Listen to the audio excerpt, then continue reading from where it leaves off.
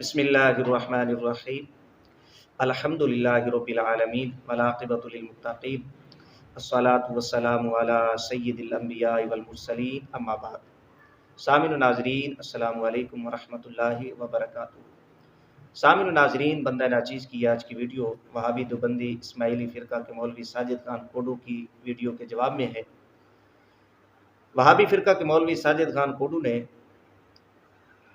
کچھ دن قبل 35 منٹ پر مشتمل ایک ویڈیو بیان ریکارڈ کیا، جس میں حضرت مولانا ثاقب رضا مصطفی صاحب کا ایک پیش کیا گیا حوالہ زیر بحث آیا۔ شواہد الحق حضرت علامہ نبہانی رحمۃ اللہ تعالی علیہ کا ایک حوالہ پیش کیا بھیرا میں، بیان کرتے ہوئے علامہ مصطفی صاحب نے کہ حضرت علامہ نبہانی رحمۃ اللہ تعالی علیہ فرماتے ہیں کہ سب سے پہلے جس نے توسل کا انکار کیا، استغاثے کا ندا کا انکار کیا، وہ ابن تیمیہ ہے۔ اور پھر مصطفی صاحب نے یہ تبصرہ فرمایا کہ پہلا بدبخت ابن تیمیہ ہے کہ جس نے مسلمانوں کا تعلق ذات رسول صلی اللہ علیہ وآلہ وسلم سے توڑوانے کی کوشش کی۔ ساجد کوڈو نے اٹھ کر، اس کو چونکہ یہ موقع چاہیے تھا، بغیر منہ دھوئے بھنگ پی کر کیمرے کے سامنے آنے کا اس کو بڑا شوق ہے، اس کو موقع چاہیے تھا، اس نے 35 منٹ پر ایک ویڈیو بیان ریکارڈ کیا جس کے اندر جھوٹ، کذب اور انتہائی دجل کا مظاہرہ کرتے ہوئے لوگوں سے حقائق چھپانے کی ناکام کوشش کی، اور پھر روب جھاڑنے کے لیے یہ کہا کہ یہ بھی نہیں سوچا کہ کوئی جواب دے سکتا ہے اہل علم میں سے۔ تو اس پہ اتنا کہوں گا کہ اگر وہابی دیوبندی فرقہ میں ساجد کوڈو جیسا شخص اگر اہل علم ہے تو میرے خیال میں وہابی دیوبندی فرقہ میں پھر کوئی جیل نہیں رہتا، سارے پھر شیخ الحدیث شیخ الاسلام کا لقب حاصل کر سکتے ہیں اگر یہ اہل علم میں ہے ساجد خان کوڈو۔ پھر یہ کہا کہ کسی نے تکفیر نہیں کی، کسی نے گستاخ قرار نہیں دیا، مصطفیٰ ثاقب رضا مصطفی صاحب تکفیر کر رہے ہیں، گستاخ ڈکلیئر کر رہے ہیں۔ اور پھر یہ کہا کہ سب سے پہلے آپ نے توسل کو باب العقائد میں شمار کر کے بدعت کا ارتکاب کیا۔ پھر کہا کہ کس نے اس کو فتنہ سے تعبیر کیا، کس نے توسل کو باب العقائد میں شمار کیا، وغیرہ وغیرہ۔ تو بندہ ناچیز آج کی اس ویڈیو میں ساجد خان کوڈو کے یہ پھیلائے گئے شکوک و شبہات، اعتراضات انشاءاللہ العزیز اکابرین کی کتب اور وہابی دیوبندی اسماعیلی رشیدی فرقہ کے جو اکابر ہیں ان کی کتب سے انشاءاللہ العزیز جواب دینے کی کوشش کروں گا۔ اور اکابرین کی نظر میں ابن تیمیہ کا مقام کیا ہے، حیثیت کیا ہے، اور اس کی کتابوں کی حیثیت کیا ہے، وہ انشاءاللہ العزیز وہ ایک علیحدہ ویڈیو کے اندر وہ عوام اہل سنت کی بارگاہ میں رکھوں گا۔ اور ابن تیمیہ کے عقائد کیا تھے، ساجد کوڈو نے جو 2 نمبری کی ہے اس میں صرف توسل اور طلاق، ان دو مسائلوں کو سامنے رکھا ہے۔ ابن تیمیہ کے کیا عقائد تھے، اس کے فتاویٰ کے اندر، اس کی کتب کے اندر کیا کیا عقائد ہیں، رب تعالیٰ کے بارے میں کیا عقائد ہیں، اس کے نبی رسالت صلی اللہ علیہ وآلہ وسلم کے بارے میں کیا عقائد ہیں، حضرت سیدنا علی المرتضیٰ شیر خدا کے بارے میں کیا عقائد ہیں، اور تو اور وہ یزیدی ہے، یزید کے بارے میں اس نے کیا لکھا ہے اپنے فتاویٰ کے اندر، وہ انشاءاللہ العزیز سنی عوام کے سامنے وہ ایک علیحدہ ویڈیو میں رکھنے کی کوشش کروں گا۔ یہاں پر جو ساجد کوڈو نے حضرت علامہ نبہانی رحمۃ اللہ تعالی علیہ کے حوالہ سے بات کی ہے کہ حضرت علامہ نبہانی رحمۃ اللہ تعالی علیہ نے جو یہ عبارت لکھی، علامہ نبہانی کی کیا اوقات ہے، پہلے یہ عرض کر دوں کہ ثاقب رضا مصطفی صاحب نے جو حوالہ پیش کیا ہے حضرت علامہ نبہانی رحمۃ اللہ تعالی علیہ کا، تو چاہیے تو یہ تھا کہ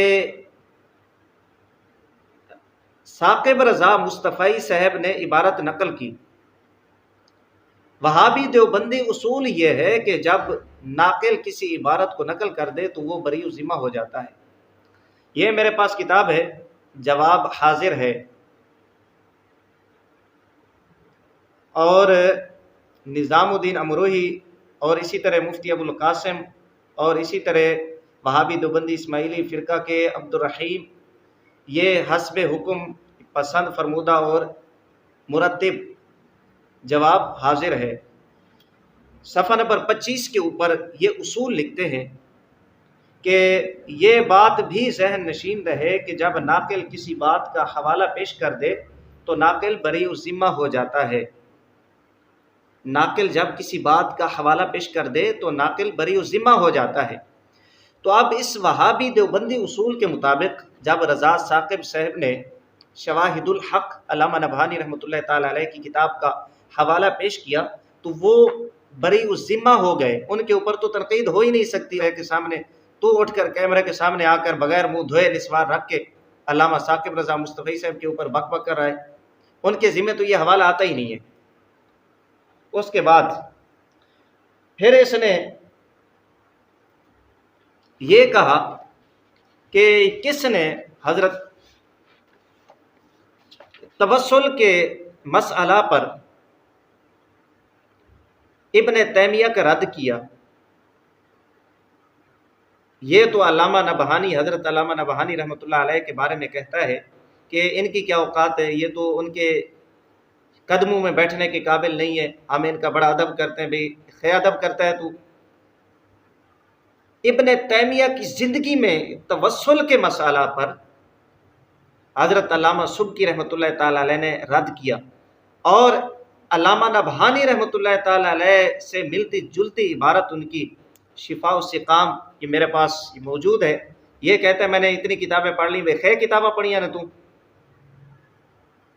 صفحہ نمبر 160 کے اوپر توسل کا جو باب باندھا علامہ سبکی رحمۃ اللہ تعالی علیہ نے، الباب الثامن، یہ 8واں باب، اس میں لکھتے ہیں وَلَمْ يُنْكِرْ أَحَدٌ ذَلِكَ مِنْ أَهْلِ الْأَدْيَانِ وَلَا سُمِّيَ بِهِ فِي زَمَنٍ مِنَ الْأَزْمَانِ حَتَّى جَاءَ ابن تیمیہ فَتَكَلَّمَ فِي ذَلِكَ بِكَلَامِ۔ اچھا، یہ علامہ سبکی رحمۃ اللہ تعالی علیہ علامہ نبہانی جیسی ملتی جلتی عبارت لکھتے ہیں کہ کسی نے بھی ابن تیمیہ سے پہلے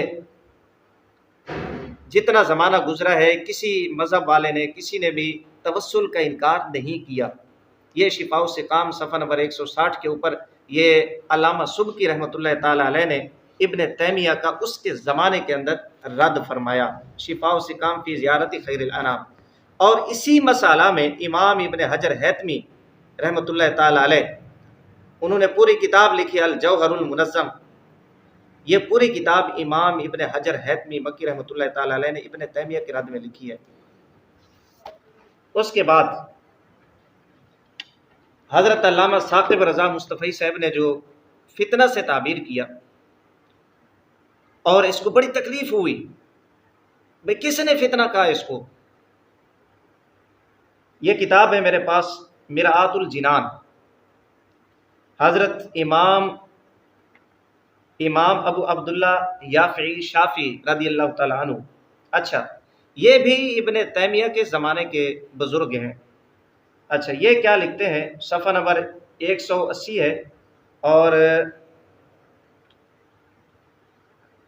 یہ لکھتے ہیں ابن تیمیہ کے حوالہ سے فیہا وقعت فتنۃ شیخ الحنابلہ ابن تیمیہ، 705 سن ہجری کے جو واقعات مرآت الجنان لکھتے ہیں کہ فیہا وقعت فتنۃ شیخ الحنابلہ ابن تیمیہ، اور پھر یہ آخر میں لکھتے ہیں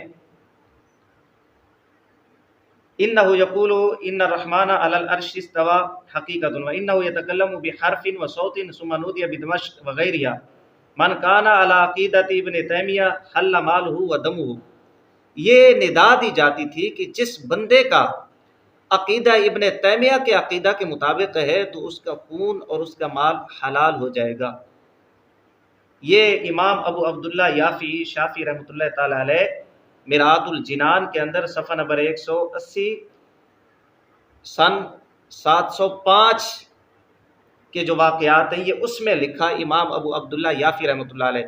تو آپ اس میں جو پہلا لفظ لکھتے ہیں فیہا وقعت فتنۃ شیخ الحنابلہ ابن تیمیہ، ابن تیمیہ کو فتنہ سے تعبیر کیا، یہ فتنہ ہے، لہٰذا اگر ثاقب رضا مصطفی صاحب نے اس کو فتنہ سے تعبیر کر دیا تو یہ اکابر بزرگان دین نے اس کے زمانے میں لکھا ہے، لہٰذا تمہیں چڑچڑانے کی ضرورت نہیں ہے۔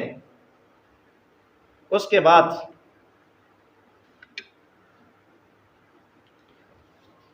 حضرت علامہ ثاقب رضا صاحب نے ایک جملہ بولا، بدبخت، اس کو بڑی تکلیف ہوئی، بدبخت کیوں کہا گیا؟ یہ میرے پاس فتاوی حدیثیہ حضرت علامہ امام ابن حجر حتمی شافعی رحمۃ اللہ تعالی علیہ متوفہ 974 ہجری، علامہ ابن حجر فتاوی حدیثیہ، یہ انشاءاللہ العزیز جب ابن تیمیہ کے عقائد کی ویڈیو جب میں انشاءاللہ بناؤں گا تو اس کے اندر سارے جو عقائد یہاں پر امام ابن حجر حتمی رحمۃ اللہ تعالی علیہ نے نقل فرمائے ہیں وہ انشاءاللہ العزیز یہ بیان کروں گا۔ یہاں پر صرف یہ بتلانا مقصود ہے کہ اس نے تو یہ کہا کہ اس کو بدبخت کیوں کہا گیا۔ یہ صفحہ نمبر 207 کے اوپر جہاں پر نبی رسالت صلی اللہ علیہ وآلہ وسلم کے توسل کی بات کی، زیارت کی بات کی، وہاں پر لکھتے ہیں وَسَيَحْرُمُ ذَلِكَ يَوْمَ الْحَاجَةِ مَاسَ إِلَى شِفَاعَتِهِ، فرماتے ہیں کہ جب قیامت کے دن نبی رسالت صلی اللہ علیہ وآلہ وسلم کی شفاعت کی ضرورت ہوگی، ابن تیمیہ اس وقت یہ وہ بدبخت ہوگا کہ نبی علیہ الصلوۃ والسلام کی شفاعت سے محروم ہوگا۔ یہ فتاوی حدیثیہ کے اندر امام ابن حجر حتمی رحمۃ اللہ تعالی علیہ نے صفحہ نمبر 207 کے اوپر لکھا ہے۔ بھی کہتا ہے میں نے کتابیں پڑھی ہیں، بے خیر کتابیں تو پڑھیاں نے، یہ بزرگان دین نے لکھا ہے اس کے اندر کہ یہ بدبخت شخص ہے ابن تیمیہ۔ اس کے بعد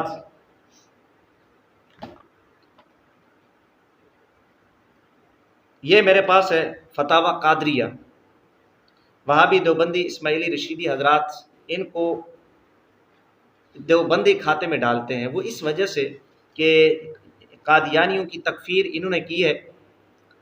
جس وقت رشید گنگوہی مرزا قادیانی کو مرد صالح قرار دے رہا تھا اس وقت یہ مرزا قادیانی کی تکفیر کرنے والے تھے، تو اس بنا پر وہابی دیوبندیوں نے سمجھا کہ اب یہ میدان خالی ہے تو اب ہم علماء لدھیانہ کو دیوبندی کھاتے میں ڈال دیں، لیکن یہ نہیں سوچا کہ علماء لدھیانہ نے جہاں مرزا قادیانی کی ٹھکائی کی ہے وہیں رشید گنگوئی کی بھی ٹھکائی کی ہے۔ فتاوی قادریہ صفحہ نمبر 80 کے اوپر ابن تیمیہ کے بارے میں ایک سوال کے جواب میں یہ کہتے ہیں کہ ہوا امام الفرقۃ الضالۃ، یہ گمراہ فرقے کا امام ہے، فتاوی قادریہ صفحہ نمبر 80 کے اوپر۔ اور یہ بھی بتاتا چلوں کہ وہابی دیوبندی حضرات نے ان کو اپنے کھاتے میں ڈالا ہے جو فتاوی قادریہ والے ہیں، یہ گمراہ فرقے کا امام ابن تیمیہ کو لکھ رہے ہیں فتاوی قادریہ صفحہ نمبر 80 کے اوپر۔ اس کے بعد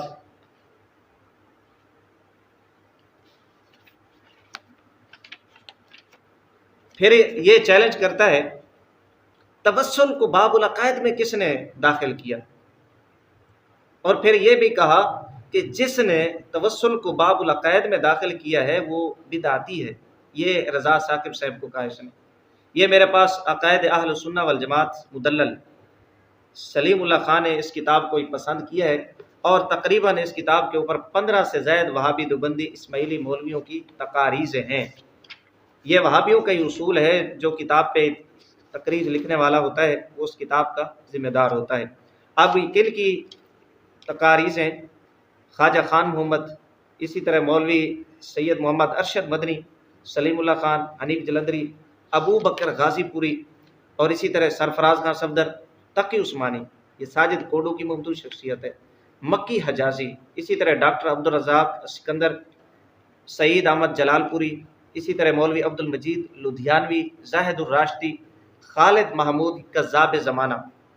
عقائد اہل سنہ والجماعت عقائد کی کتاب ہے، اس میں توسل کو شامل کیا گیا ہے۔ ساجد خان کوڈو صاحب توسل عقائد کے باب میں ہے۔ پھر دوسرا حوالہ یہ میرے پاس مہند ہے، وہ جو مکہ سے حرمین سے حسین احمد وہابی دیوبندی ٹانڈوی نے جو سوالات لکھ کر بھیجے تھے ہندوستان کے وہابی مولویوں کی جانب 26 یا 27، وہ آپ کے بقول 26 ہوں یا 27 ہوں، ان سوالات میں تیسرا اور چوتھا جو سوال ہے وہ توسل کا ہے، یہ مہند، اور یہ سب سے معتبر مستند کتاب ہے وہابی دیوبندی اسماعیلی رشیدی عقائد کے اوپر۔ یہ عقائد کی کتاب ہے کہ بلا یہ ذرا دیکھ لیں۔ پھر کہتے ہیں بھی کس نے عقائد کے باب میں اس کو داخل کیا ہے؟ یہ عقائد کی ہے مہند۔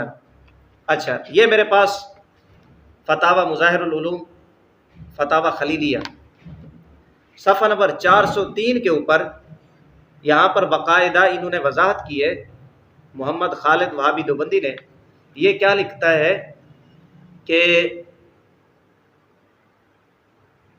یہ رسالہ عربی المہند اردو ترجمہ کے ساتھ متعدد مرتبہ اور بعض مرتبہ صرف اردو ترجمہ عقائد علماء دیوبند کے نام سے شائع ہوا ہے۔ عقائد علماء دیوبند کے نام سے، یہی عقائد علماء دیوبند المہند کا یہاں پر ذکر کر رہے ہیں۔ اس رسالہ کی جامعیت، اہمیت، افادیت کا لحاظ کرتے ہوئے اس کو فتاوی خلیلیہ کا جزو قرار دے کر کتاب العقائد کے تحت شامل کیا جا رہا ہے، کیونکہ ان مسائل کا تعلق عقائد سے بالکل واضح اور ظاہر ہے۔ عقائد سے بالکل واضح اور ظاہر ہے۔ صفحہ نمبر 403 کے اوپر وہابی محمد خالد دیوبندی نے یہاں پر تصریح کر دی کہ عقائد سے ان کا تعلق ہے، اور یہ تیسرا اور چوتھا سوال یہ توسل کا ہے۔ لہٰذا یہ کہنا کہ عقائد میں توسل کو شامل کرنا یہ بدعت کا ارتکاب ہے، تو سب سے پہلے آپ کے المہند پہ، یا آپ زیادہ جانتے ہیں کتنے مولویوں نے تصدیق کی ہے، اور کس کس مولوی کا ایمان ہے مہند کے اوپر۔ جس وہابی دیوبندی مولوی کا مہند کے اوپر ایمان ہے، وہ آپ کے فتویٰ کے مطابق توسل کو عقائد کے باب میں شامل کر کے بدعت کا اس نے ارتکاب کیا، وہ بدعتی بن گئے۔ آپ اپنی زبان سے اپنے اکابر کو بدعتی قرار دے رہے ہیں، ہمارا کیا ہے اس میں؟ ہم تو کہتے ہیں اٹھاؤ لتر ان کی قبروں پہ جا کے لگائیں۔ اس کے بعد پھر کہتے ہیں کس نے اس کو یہ عقائد کے باب میں داخل کیا؟ یہ میرے پاس حکیم تھانوی کی کتاب ہے، یہ آپ کے حکیم الامت ہیں جن کے پیر دھو کر پینا آپ کے بقول نجات کا باعث ہے۔ یہ بوادر النوادر صفحہ نمبر 711 کے اوپر قاضی شوکانی کے حوالہ سے ایک انہوں نے تحریر نقل کی اپنی حمایت کے اندر۔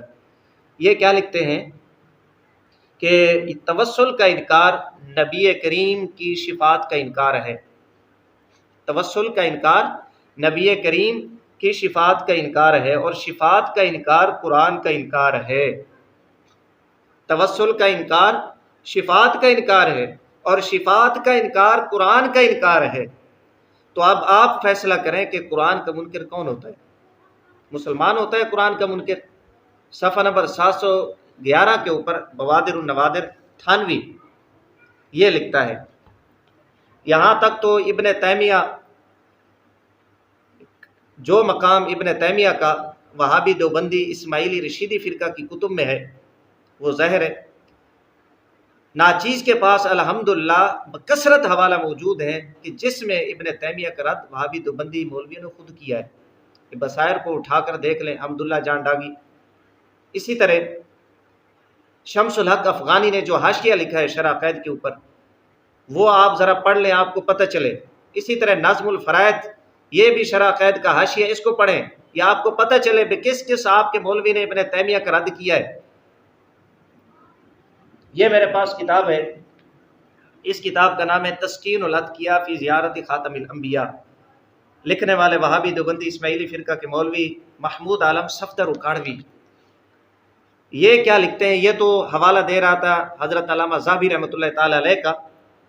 حافظ ذہبی رحمۃ اللہ علیہ کے حوالہ سے صفحہ نمبر 119 اور 20 پر لکھتا ہے کہ حافظ ذہبی ابن تیمیہ کے علم کے معترف تھے، مگر ان کی یہ رائے تھی کہ ابن تیمیہ میں کبر۔ اچھا، یہ آگے لکھتے لکھتے یہ کہتا ہے کہ حافظ ذہبی رحمۃ اللہ علیہ فرماتے ہیں کہ اللہ نے ابن تیمیہ پر ان کے مخالفوں کو ابن تیمیہ کے گناہوں کی وجہ سے مسلط کر دیا تھا۔ اچھا، مزید یہ ابن تیمیہ کے حوالہ سے یہ لکھتا ہے صفحہ نمبر 119 سے لے کر صفحہ نمبر 126 تک محمود صفدر عالم اکاڑوی نے ابن تیمیہ کی ٹھکائی کی ہے۔ اور اس کے علاوہ ابن تیمیہ نے نبی اقدس صلی اللہ علیہ وآلہ وسلم کے توسل کو آپ کی حالت حیات کے ساتھ خاص کیا ہے۔ اسی پر علامہ غمازی فرماتے ہیں ومن خصہ فهو المبتدع حقیقتاً، کہ جس نے یہ تخصیص کی ہے حقیقتاً وہ خود بدعتی ہے۔ آپ تو ہمیں کہہ رہے ہیں، آپ کے بڑے اکابر وہ یہ لکھتے ہیں کہ جس نے توسل کو نبی علیہ السلام کی ظاہری حیات کے ساتھ خاص کیا ہے سب سے بڑا حقیقی طور پہ بدعتی تو وہ ہے۔ یہ سچے ہیں یا آپ سچے ہیں؟ آپ کے اوقات کیا ہے ان کے مقابلے میں؟ یہ اس کتاب کا مطالعہ کریں، اس کتاب کا تسکین الاتقیاء فی زیارت خاتم الانبیاء۔ اس کے بعد یہ تھوڑی سی عبارتیں میں نے اس کتاب کی پڑھی ہیں، اس کے اوپر ابن تیمیہ کی جو لتر پریڈ کی ہے نا محمود صفدر عالم اکاڑوی نے، اس کو پڑھیں اور شیشے کے اندر اپنا منہ دیکھیں، کس منہ سے آپ بات کرتے ہیں۔ یہ میرے پاس ملفوظات فقی الامت محمود حسن گنگوہی دیوبندی وہابی۔ اچھا، اس کتاب کا صفحہ نمبر 356، یہ عنوان یوں باندھتا ہے ابن تیمیہ بعض اہل علم کی نظر میں۔ اچھا، یہ لکھتے لکھتے یہ تو شیخ الاسلام اس کو کہہ رہا تھا نا کہ شیخ الاسلام ابن تیمیہ، شیخ الاسلام ابن تیمیہ، یہ رٹ لگ گئی ہے شیخ الاسلام کی۔ یہ کیا لکھتے ہیں ابن تیمیہ کے متعلق اور اس کو شیخ الاسلام کہنے کے متعلق صفحہ نمبر 357 کے اوپر یہ لکھتے ہیں بِأَنَّ مَنْ أَطْلَقَ عَلَى ابن تیمیہ شیخ الاسلام يُكْفَرُ بِهَذَا الْإِطْلَاق، کہ جس نے ابن تیمیہ پر شیخ الاسلام کا اطلاق کیا اس نے کفر کیا۔ حضرت علامہ علاء الدین حنفی بخاری رحمۃ اللہ تعالی علیہ کے حوالہ سے تذکرۃ الحفاظ، یہ ساری کتابیں میرے پاس موجود ہیں الحمدللہ، یہ لکھتے ہیں کہ جس نے ابن تیمیہ پر شیخ الاسلام کا اطلاق کیا اس نے کفر کیا۔ ساجد خان کوڈو، آپ تو اپنے اکابرین کے مطابق ابن تیمیہ کو شیخ الاسلام کہہ کر کفر کا ارتکاب کر رہے ہیں۔ آپ نے اگر شیخ الاسلام کہنا ہے تو ان سے پھر ہاتھ دھونا پڑے گا۔ یہ دارالعلوم دیوبند کا مفتی رہا ہے محمود الحسن گنگوہی دیوبندی۔ آپ سچے ہیں تو پھر ان کی قبر پر آپ کو لتر مارنے پڑیں گے۔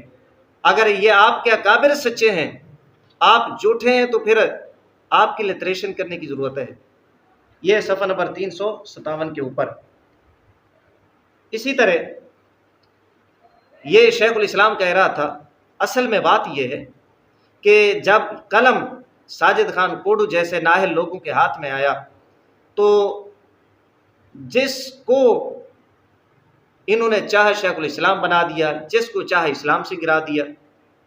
ملفوظات حکیم الامت کے اندر تھانوی کے ملفوظات بکثرت ملتے ہیں، جس میں تھانوی چیخ چیخ کر دیوبندیوں سے یہ کہہ رہا ہے کہ محمود الحسن گنگوہی کو کسی نے ان کی زندگی میں شیخ الہند نہیں کہا، لیکن ان کے مرنے کے بعد اس کو شیخ الہند بنا دیا گیا۔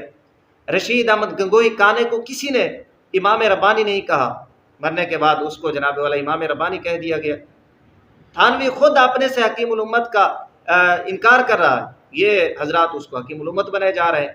تو اسی طرح ابن تیمیہ کو جو اس کے شاگرد تھے، اب ظاہر بات ہے شاگرد اپنے استاد کی شان میں رتب و یابس سے کام لیتے، باقی رہ گئے حافظ ابن حجر اسقلانی رحمۃ اللہ تعالی علیہ، انہوں نے فتح الباری کے اندر ابن تیمیہ کا رد کیا ہے۔ حافظ ملا علی قاری رحمۃ اللہ تعالی علیہ کا حوالہ دے رہا تھا، شرح شفا کے اندر حافظ ملا علی قاری رحمۃ اللہ تعالی علیہ نے ابن تیمیہ کا رد کیا ہے۔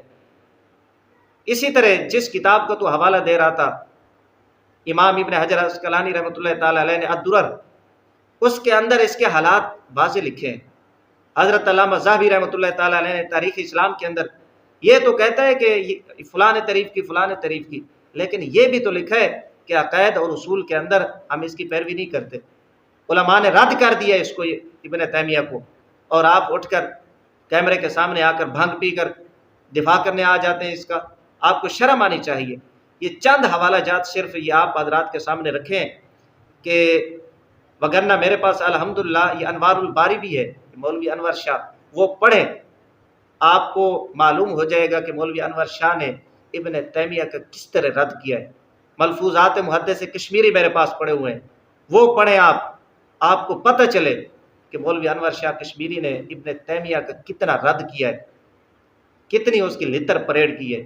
نہیں تو پھر آپ کو لتر پریڈ کی ضرورت ہے، آپ کی لٹریشن کی ضرورت ہے کہ آپ اپنے اکابرین کے خلاف جا کر ابن تیمیہ کو شیخ الاسلام فلاں فلاں کہتے جا رہے ہیں۔ شرم آنی چاہیے آپ کو۔